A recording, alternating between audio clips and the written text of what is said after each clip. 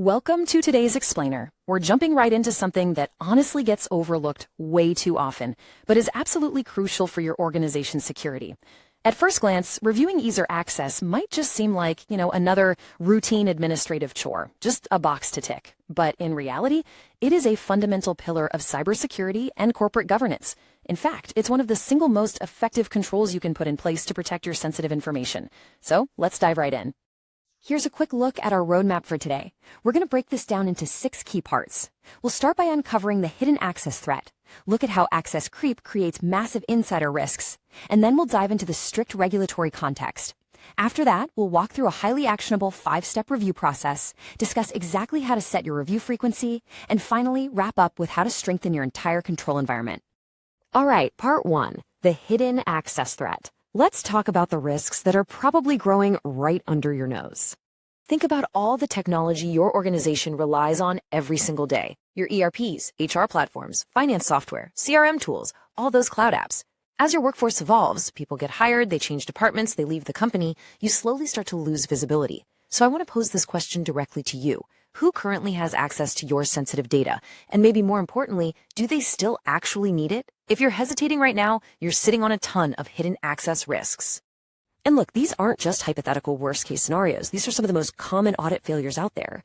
A frustrated employee leaves, but their account somehow stays active for months. Or a manager transfers to a new team, but still has full access to their old department's payroll records. What about contractors who finish a project, but keep unrestricted ERP access? These are literally the most frequent, glaring issues flagged during IT general control reviews and statutory audits all over the world. Moving into part 2, access creep and insider risks.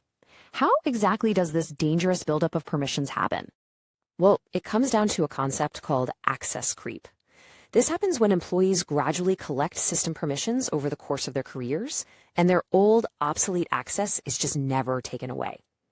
Imagine someone starts out in customer support, right? Then they move over to operations, and eventually they get promoted up to finance. If nobody goes in and revokes their previous access, they end up holding this massive, unnecessary web of cross-functional permissions. It's a huge vulnerability.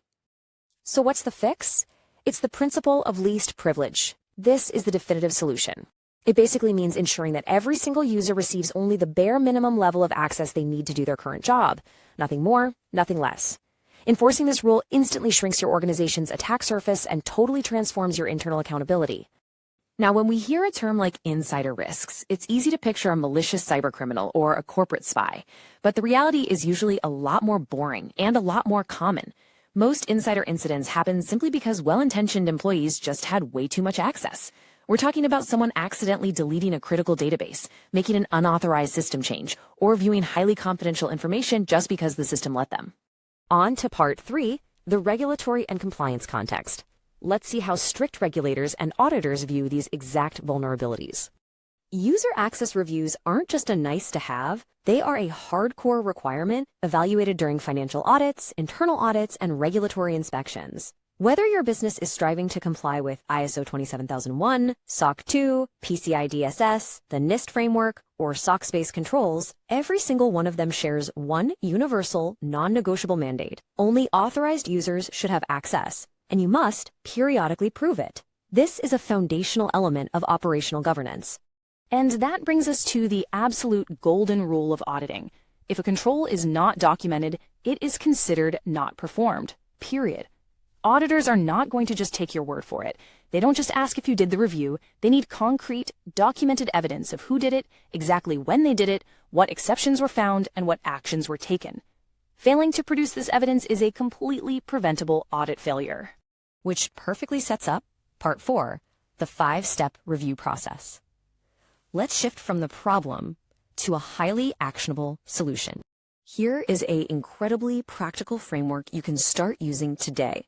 Step 1, generate current user access reports straight from your systems. Step 2, assign business owners. This is key. Business owners, not just the IT team, need to verify these permissions because they are the ones who actually know who needs what. Step 3, focus heavily on high-risk privileged access first. Step 4, remove any unnecessary access, kill inactive accounts, and fix conflicts. And finally, step 5, retain all of that evidence so you can prove to management and your auditors that the control is actually working. Part 5. Access policy and review frequency. This is critical. You have to know exactly when and how often these reviews need to happen. You absolutely must segment your access types based on risk, because this is where a lot of companies totally drop the ball.